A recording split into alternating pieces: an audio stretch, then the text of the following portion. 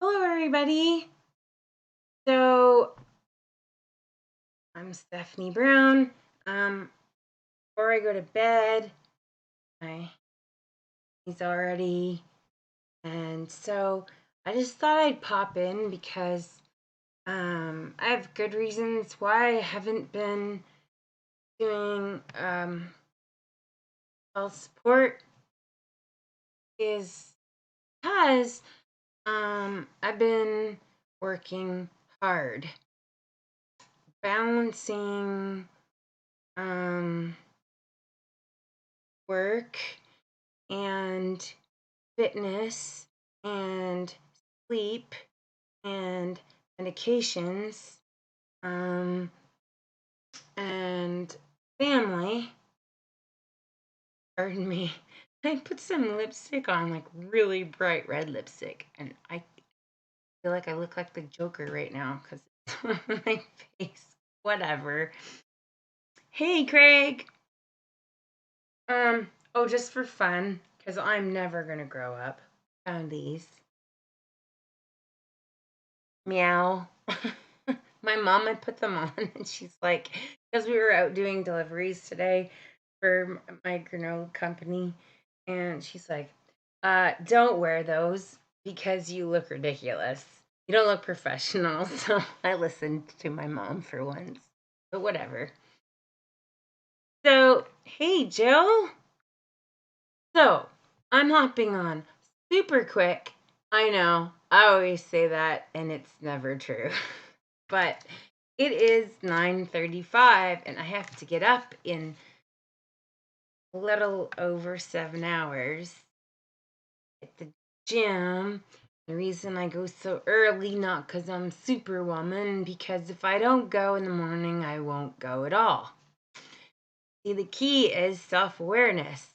You're aware of yourself and of your bad habits or good habits, or just how you are, then you'll be more successful at anything in your life.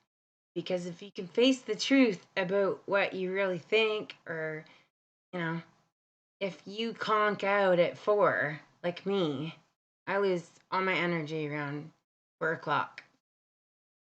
So, really quickly, I thought I'd pop in and say I'm streaming live from YouTube and Facebook at the same time.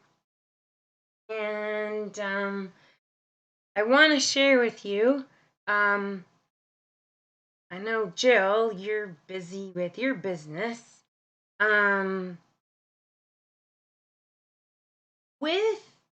With a mental illness such as depression or anxiety or anything, I have learned something really important.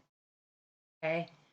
So, just to set the record straight, being a perfectionist is never a good thing. Some people disagree with me, but it makes you set unrealistic expectations.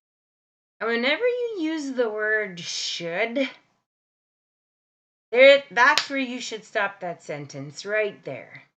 Because if you already struggle with anxiety and you already struggle with depression or whatever it is, you put the word should in a sentence and you are going to be frustrated at some point, no matter what. Because here's the deal, you can't control what you can't control, right?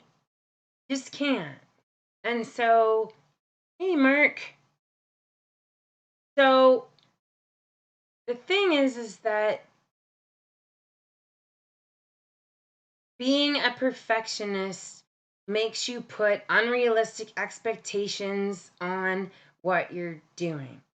So, I have a question. What's real versus what you make it mean? That's kind of like a really deep question. So, what I mean by this is what's real if you can understand with bipolar, like I'm saying that because that's mainly what my YouTube channel is about, is to help people with bipolar. But like I always say, I think a lot of the things that people who have bipolar deal with, I think a lot of the general public deals with, which is woulda, shoulda, coulda, and you know, if you can be real with yourself about who you really are and radically accept that, that can take a whole lot of pressure off of your shoulder. Because then you can just say, I can only be who I am. Like, for example, I can't go out late at night. I'm okay right now because I'm at home. But because of my bipolar, for someone else it might be their anxiety, whatever, you just have to know your limits. And to say, like, I should be able to stay out late like all my friends. No, why? Why do I have to? I don't. I don't have to do what other people do. Hi Aunt Sandra. Miss you. I don't have to do what other people do. I have to do what I can do. And you will only have success in your life if you choose to accept who you are and work within that framework. But as soon as you use the word should, that's when you're in trouble. I've stopped saying should. Should have cleaned the house. I should have, spent more time with my kids, whatever. The best advice I can give you is ask yourself what's real and what you're making something mean. Because you can save yourself a whole lot of headache. Planning, I think I've said it before. If you saw my date book, you'd think it's kind of ridiculous. But here's the thing. I know myself.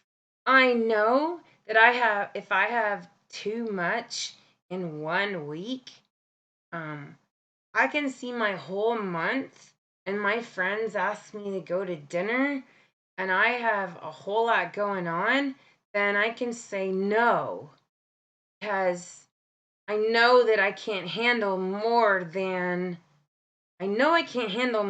what's on my plate. Hi, Jennifer.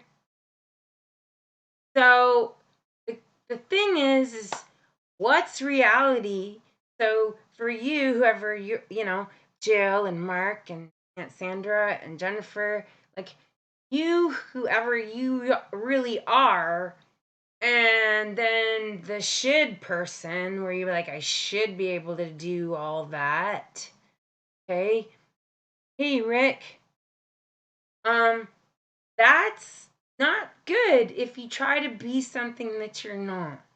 So stop saying should.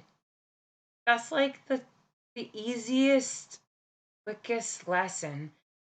I want you to catch yourself when you think, I should have cleaned the house. I should have. You know what? Like, I can't barely clean my house right now because I'm on the road. Like, I was on the road at 9:30 this morning, driving all over Perth County, delivering granola right till 5 p.m. I'm not coming home scrubbing my floor. I'm just not. And you know what? When I was younger, I did. And it just perpetuated my depression because then I would just burn out. That's a should. So I have a saying, do what you can when you can and nothing more. And, another thing is I love the saying, it's what you make it mean. So a lot of people struggle with self-esteem because it's the stories we tell ourselves, you know? Like, if you go to a party and you see a friend and she doesn't talk to you and you're buddies. Like recently, I had something happen and I thought the person stopped liking me. And that's a story I made up in my head. It's totally bull. You know, sometimes we become so anxious about what other people think. We make up a story and waste a whole lot of energy and a whole lot of headspace over stupid stuff because we made something mean something that wasn't even true at all. And I say it a lot, but I think it's good to repeat because I don't know who's always on here or not. But um, you know, I'm telling my bipolar friends, like, if you if you keep saying depressing things, if you gotta watch what comes out of your mouth, because what's in your heart comes out of your mouth, and then whatever comes out of your mouth, you act out. Like, I'll always be broke. Like, don't say that. That's not what you want. Don't say that. um I'll always be fat. Like, if you are whatever you are and you're happy with that, fine. But if you're not, but you keep talking this language, and I caught my friend on it and said, like, you're never gonna get out of that rut. Just keep talking like that. And this goes for people with schizophrenia and bipolar and regular people. Watch in a day the stuff that you say. Didn't mean to make that rhyme. But watch every minute comes out of your mouth. And it is not holy or wonderful for you to put yourself down. Doesn't it's not a terrible thing to just, if someone compliments you, to say thank you. It's not a terrible thing to look in the mirror and say, I look pretty today. It's because, like, we're on this earth with a purpose to go out and inspire other people to, the crap you've been through. If you're positive, um, I can actually feel crappy and good at the same time. And I'll tell you what I mean. I can feel like, God, like, I'm so tired of this. Okay? But then in the back of my head, I know, okay, have your little, hey, Kristen, long time no see. Have your little pity party, but don't stay there very long. And then I go, all right, I'm not gonna stay in this negative place, because I always say it, and I'm sorry if it's boring, but Henry Ford said, you think you can or you think you can't, you're both right. And when you deal with a mental illness,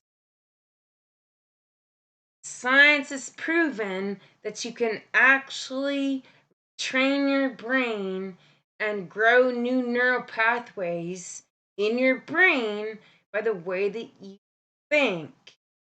It's like, it's fact, it's science. I'm not making it up. And so, if every day you wake up, like, people ask me, now I'm 150% not more special than any of you. I'm just not. But I've had a lot of, kick to the ground and on my face times in my life.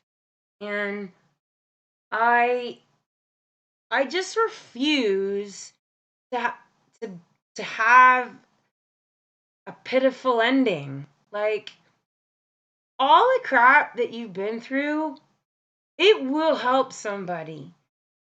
If you wake up every day before your feet hit the ground and you pray, whatever I've been through, if it will help someone, show me who they are.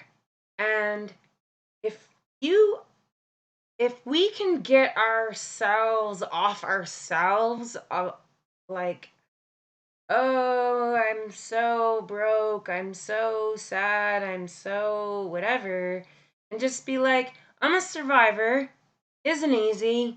But you know what? I'm gonna help someone today. I'm gonna keep my eyes open and see who I can help. And I've shared this story before, but it's worth repeating. We were staying at, yeah, just if you just hopped on, I am wearing cat's ears. This is just the way I am. I have never fit in. Kristen and I went to school. I was always the oddball.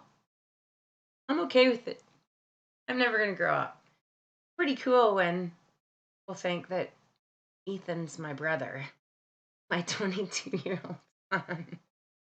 But anyway, that was a bunny trail. We were staying at a very, very nice hotel in Toronto a couple years ago. Walked to the Keg in Toronto, and there was a very frail older gentleman. He looked like 75. He was on that cold ground. And here's the thing, you don't have to believe what I believe. I always say that. You know what? Never know if you're entertaining an angel. So here's the thing. I leaned over, I said to Joe, he's used to me saying, how many 20s do you have? So he gave me a 20. And I leaned down and I put it in his hand and I said, Jesus loves you and I will pray for you. Here's the kicker. Here's what punched me in the gut and humbled me. And he looked at me very astutely and he said, you. He will pray for me. What? I will never forget that moment till the day I die. That he will pray for me. This old man probably weighed like 110 pounds. He was really tall. And so here's the deal. How do you want to see the world? You get to decide glasses you put on every day. So do I. Sometimes I put on my stinking thinking glasses, and then I make everybody grumpy, and then I have to put my tail between my legs, and I have to go apologize to everyone. And if you have a mental health issue, it is, even though it's not your fault that you have one, you still have a responsibility to go and apologize. Because it's not their fault that you have an illness. And in my book, Bipolar Not So Much by Dr. Chris Aiken and Dr. James Phelps, one of the chapters is get used to apologizing. So I'll extend that even to people who have anxiety. Personally, when I have anxiety, I become really impatient and irritated. I don't tolerate well if you're asking me a bunch of questions and I'm having an anxiety attack, but I'm not outwardly expressing it because I've learned to do them without anyone noticing, because I come from a time when mental health wasn't a thing and you couldn't talk about it. So I will be having an absolute in here. Hey, Nicolette. An absolute in here and freaking out. And if you're like, badgering questions at me, I will just say, stop. Stop. So, you have a responsibility to apologize, but how you interpret the world, it's a huge lesson. And I know that some of this is maybe not all making sense, but what if you have anxiety, if you have a mental illness of any kind, if you have obsessive compulsive disorder, anything, you need to know what that means for you. Okay, picture you as you're the sexiest. Hey, cousin Jamie, you're like the sexiest, coolest car. You're like, I don't know. I really like the Shelby, okay? The Shelby, Ford Shelby. I'm gonna say I'm the white Shelby. You have to know everything that works in that car so that you can use it. Like, we recently got a new car and I didn't even know how to turn on the windshield wipers. Like, it's so new. There's so many new buttons. Hi, Sharon. You're like this beautiful, brand new Shelby Mustang, okay? I'm sorry, just run with me. You have to know everything about that car, okay? Dumb analogy, maybe, because it's getting late, but that's the same thing that I've done with myself.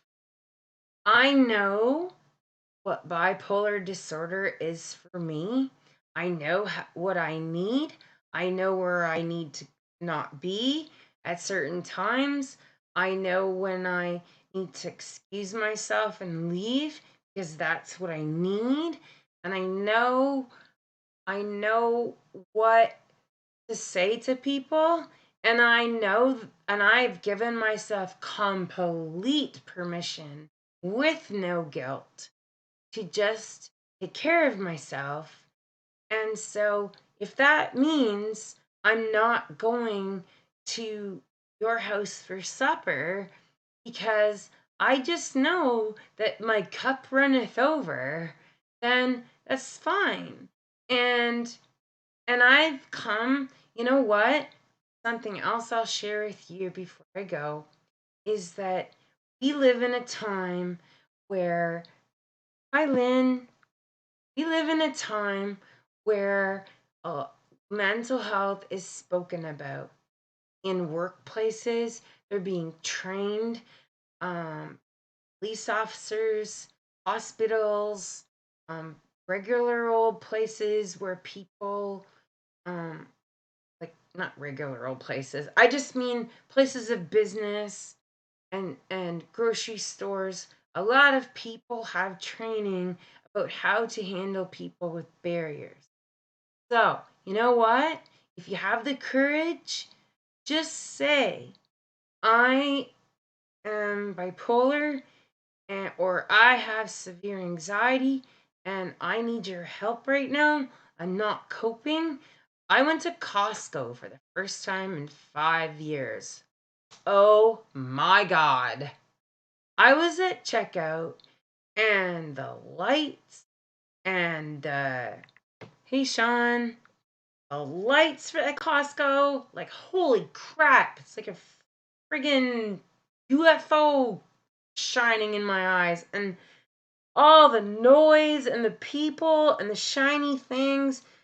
So, I mean, no offense, but I'm just gonna put it in the way I felt. Like, I'm like, oh my God, the lights, the people, the crap. Like, there's so much stuff to buy here. The Christmas lights, like, holy crap. Hey, Sean, I was just like, I got up to the till. I'm standing there and I literally froze. And I was like, I don't know what to do. I don't know what to do. And I'm pulling the cart on my side of the belt.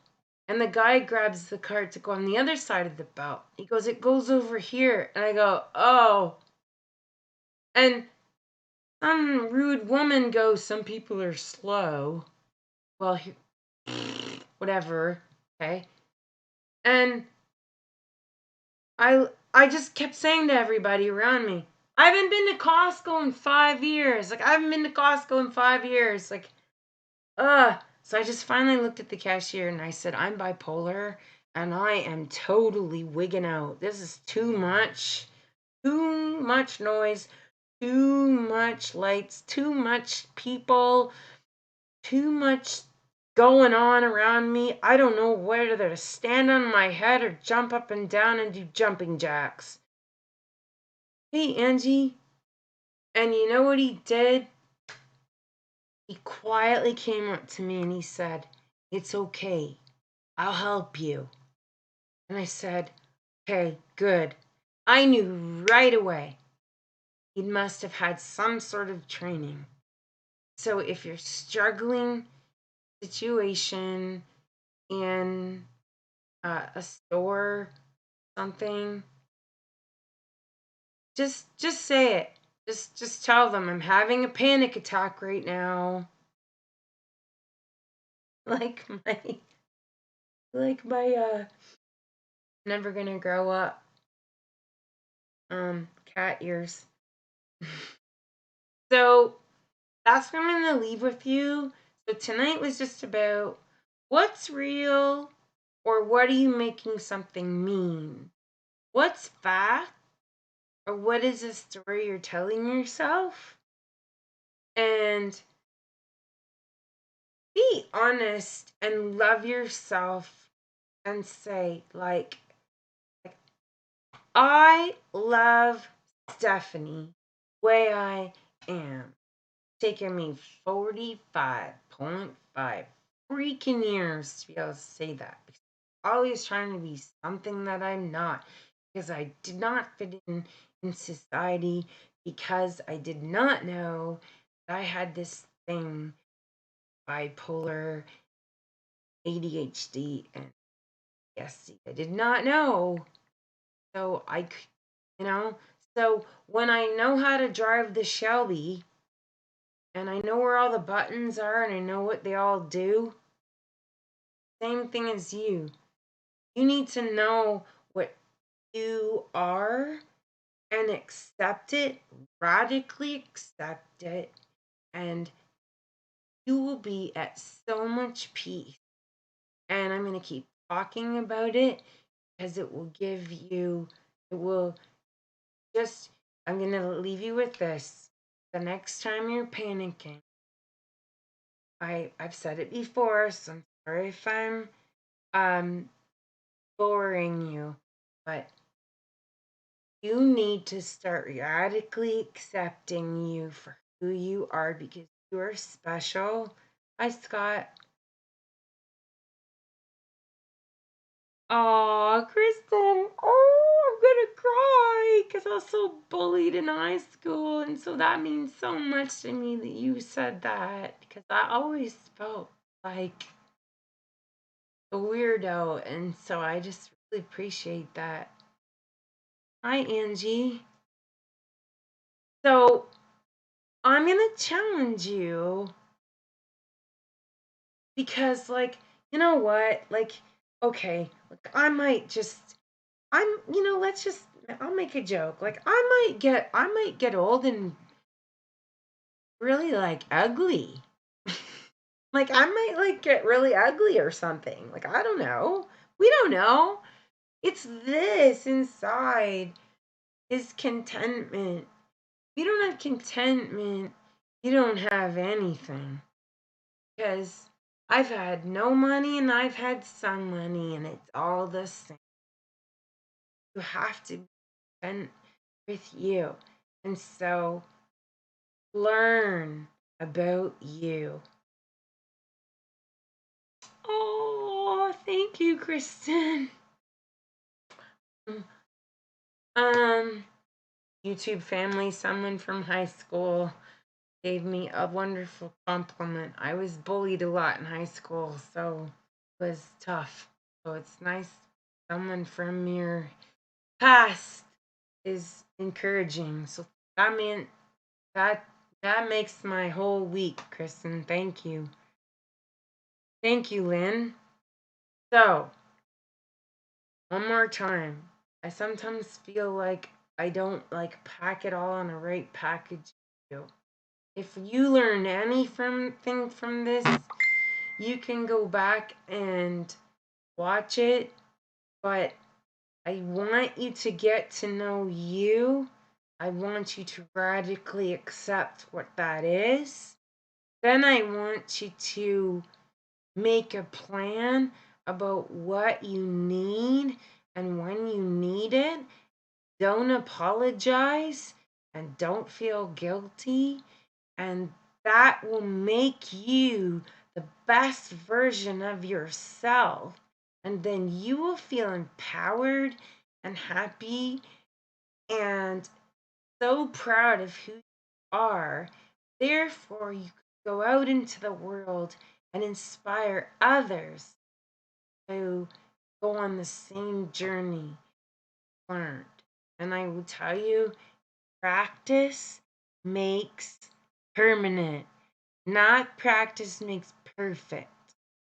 This, what I just described, is not a one-day thing. This, it can mean 2 years. And if you write down what I've said and just doing it every day and jumping on with me, and we will help each other, then watch your life change like you don't even know. So, I better go to bed. Hey, Michelle. Better go to bed. I gotta. Bye, cousin Jamie. Sandra, you probably went to bed already. And all of you who've hung out with me means so much to me because I want to save lives. I want to share my stuff that I've been through, help you avoid it, or share it with your teenagers or whoever. And I anything you want to talk about, let me know. But just start to take care of yourself, because remember, broken vase, can't put water in it because the water goes right through. You don't fill your tank, broken, got nothing in it. And if you're trying, hi Michelle, you're trying to fill someone else's cup, that's just ridiculous. Nobody's filling anything, right? So take care of you, then you can take care of others. Good night, guys. Good night, YouTube family. Good night, Facebook family. Thank you so much for being my friends. I adore you and appreciate you, and all of you that are my family, I love you too. Bye.